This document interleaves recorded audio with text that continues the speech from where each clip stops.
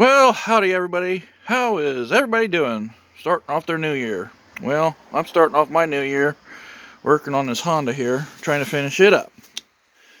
But anyways, like I showed in my previous video, I was doing the ball joint on this thing, and I did put it back together. I hate filming things, and in the middle of the process of doing things, I go ahead and do it. Don't really video things. But I would like to make a few pointers here real quick while, installing these things. I did get a ball joint. And the new ball joint comes with, it's a greasable ball joint. Let me get my light out here real quick. It is a greasable ball joint. You can see there's a greaser right there. And I don't care who you are, what kind of mechanic you are or anything. If you get one with a greasable Zerk or not, always put fresh, new, good grease in a ball joint. I don't care what you think. If you put them things together with the grease that they come with, I don't care what brand you buy, the grease isn't very good anymore. I'm telling you. The stuff that they put these things together with are not very good. So what I do is I put a good amount of grease. I fill the boot up.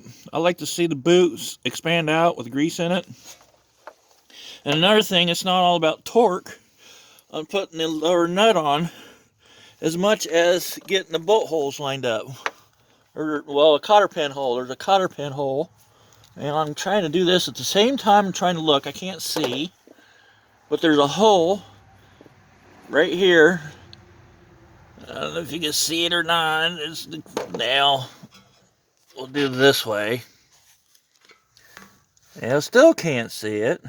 There it is. There's the hole. You want to get this hole right here lined up with these, what this is called a crown nut. So you want to get that hole lined up with the crown nut, which you can see.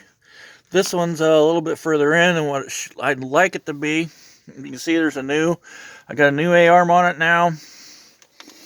I will show you the old A-arm on this thing. There's the old A-arm. As you can see, the bushing's pretty well shot in it. That's what his clunking was. Even the bushing's pulled away from the pin. So I can just about bet that's what the clunking in the front end was he was hearing. So they got that changed out, done. I got them bolts tight. I got this lined up and done. Same with the top one here. You gotta get the hole lined up with it. Now all I gotta do is finish it up, putting it together. But I wanted to make some pointers. There's a brand new axle shaft in it. I replaced the axle shaft in it for him. So that's new. Lower control arm's new, and ball joint's new on this thing. So just wanted to point them out, especially putting grease in these lower ball joints. Always. I don't care who you are, put new grease in the ball joints. Fill the boot up. Make sure the boot swells up when you put the grease in it. That's all I gotta say about that. Torque your nuts down here. That's gotta be a certain torque on these. I looked it up, and the torque on the Honda is supposed to be 242 foot-pounds of torque, I do believe it is. Something like that. But you can see I got it going together. Finish this thing up so I can get back to my buddy here. So hope you guys enjoyed this. Little pointers to do. Yeah, I gotta put that nut on yet, tighten it up. So I'll get this thing put together and show you what I got. So there we go, guys. I got everything put back together. Got the caliper bracket back on, rotor on, caliper bolted back on. All the lines are hooked back up. I got I cleaned up the ABS line. I cleaned the sensor up a little bit, got it bolted in. Got all my cotter pins in, got the bolt down here tight, and retightened everything else up.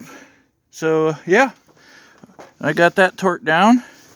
So now all I gotta do is put the wheel on it and take her for a test drive. So hope you guys enjoyed this little putting together this 2005 Honda. And we'll catch you guys in the next one. Thanks for always watching, and give me them comments. See you guys later.